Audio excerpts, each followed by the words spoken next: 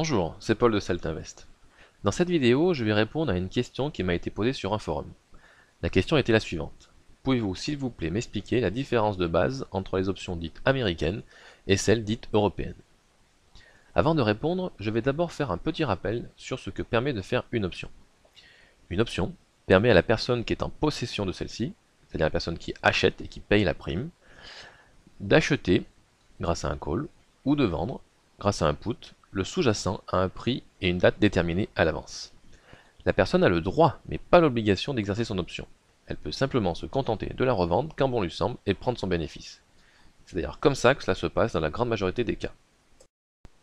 Pour plus de détails, je vous invite à revoir la vidéo précédente que vous trouverez sur mon site internet dans le menu vidéo et la partie options. Il existe donc deux types d'options, les options de type américaine et les options de type européenne. Les options de type européenne sont plus faciles à trader car elles ont la particularité de ne pas pouvoir être exercées avant l'échéance. C'est-à-dire que si vous êtes acheteur ou vendeur d'une option de type européenne, vous n'avez absolument pas à vous soucier de savoir si vous pouvez exercer votre option ou si vous allez être assigné, car c'est uniquement à l'échéance de l'option, autrement dit en fin de vie de celle-ci, que l'exercice ou l'assignation de l'option se produira automatiquement. Il peut y avoir des exceptions, mais en général, les options de type européenne sont les options sur indice, comme par exemple le CAC 40, le SP500 ou bien le VIX. Et les options sont livrées en cash, et non pas en actions. Et maintenant, les options de type américaine. Elles concernent principalement les actions ou les ETF. Lorsqu'une option de type américaine est exercée, on est obligé d'acheter le sous-jacent si on est vendeur de put, ou obligé de vendre le sous-jacent si on est vendeur de call.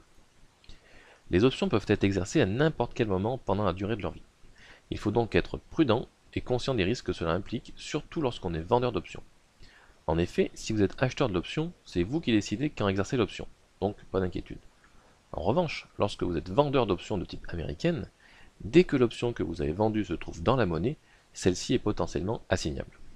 Dans la pratique, vous découvrirez qu'une option de type américaine est exercée lorsque celle-ci est fortement dans la monnaie ou la veille d'une distribution de dividendes. Voilà, j'espère avoir répondu à la question. Si vous avez besoin de nouvelles précisions, n'hésitez pas à me contacter par téléphone ou par mail. Et suivez Celtinvest sur Facebook, vous pourrez suivre mes trades réels postés à l'avance. Pas de triche possible concernant les résultats. A bientôt!